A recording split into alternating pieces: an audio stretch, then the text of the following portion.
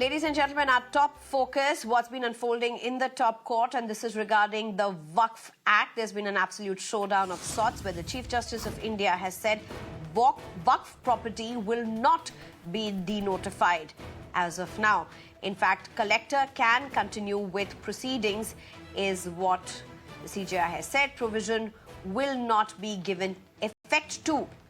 Chief Justice of India has also spoken on Murshidabad violence, saying violence in Murshidabad is extremely disturbing.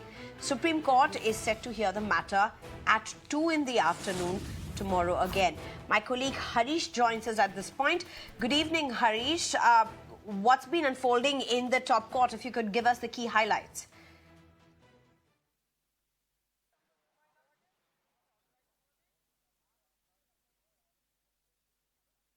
In fact, a very important hearing as far as the challenge to the Waqf Amendment Act happened. As far as the challenge to the Waqf Amendment Act happened in the Supreme Court, just when the Supreme Court was on the verge of passing 3 orders, that is, number one, any Waqf declared by the court, whether it be Waqf by user or Waqf by deed, shall not be cancelled, shall not be denotified, number one. Number two, the collector can go on with his duty but cannot act as per the provisions of the Waqf Amendment Act.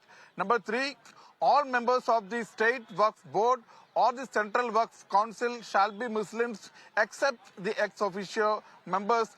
But Supreme Court was just about to pass this order when the Solicitor General Tushar Mehta, who had appeared for the centre, intervened and said that since it will have a lot of implications vis-a-vis an act passed by the Parliament and given assent by the President, he required more time to argue and place more facts on the record.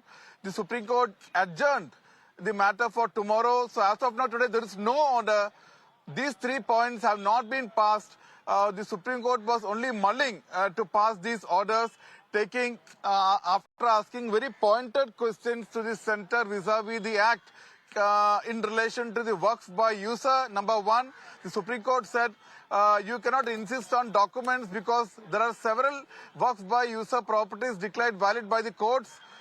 Again, there were several properties given as Waqf by user dedication to Allah even before the British period. How can they produce documents? And there were questions regarding the power given to the Supreme power given to the collector to adjudicate disputes vis-a-vis between the government and a particular Muslim individual. In that case, Supreme Court found prima facie merit in the argument of Muslim organizations that how can definitely a senior government official or a collector will side with the government in such a dispute, and how can a government become a litigant and a judge together. And number three, Supreme Court found merit in the argument that how can there be non-Muslim members in a Central Waqf Council or State Board, and asked Tushar Mehta, the Solicitor General, whether they will include any Muslim member in any Hindu endowment boards. So after making these observations, Supreme Court was just about to pass these orders, but held its hands till it hears the centre tomorrow. Once again, the Supreme Court will hear both parties on merits before passing an interim order. So the hearing has been deferred to 2 p.m. tomorrow when we can expect some kind of interim order after the Supreme Court hears both sides. Back to you. Right. Harish, thank you so much. In fact, stay on with us because there's another story that's coming from the Supreme Court where the Supreme Court has reprimanded the Telangana government in connection with the Kancha Gachibowli tree felling that occurred on 100 acres of forest land. The top court has threatened to jail Telangana officials if they oppose the restoration of forest, further saying that they don't want to hear anything beyond a plan or the roadmap for the same.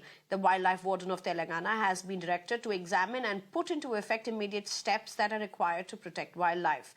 The top court has also said that they do anything to protect the environment and ecology as underlined in Article 142 of the Constitution. The matter will now be heard after 4 weeks. Harish joins us again at this point. Harish, what would you say would be the big takeaway from this?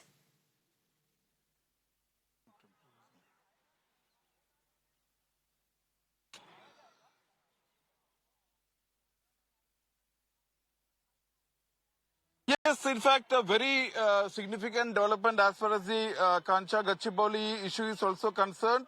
The Supreme Court has very clearly told the wildlife authorities and the forest authorities in Telangana that prison will be your place if you oppose reforestation project, because the Supreme Court expressed shock that around 100 acres of land, forest was cleared in 3 days, despite there being a clear 1996 judgment wherein the Supreme Court had said that no tree can be cut more than 1 acre without the permission of the concerned court.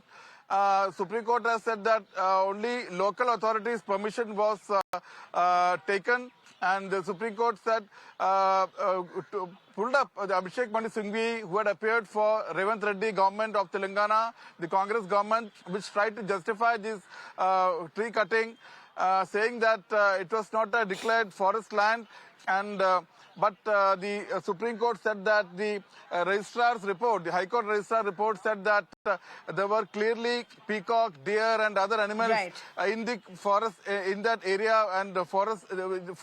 So instead of arguing, instead of justifying your act, you should say what step will you take to restore the flora and fauna, and the report has been sought within 4 weeks. Back to you. Thank you very much, Harish, for joining us with those details.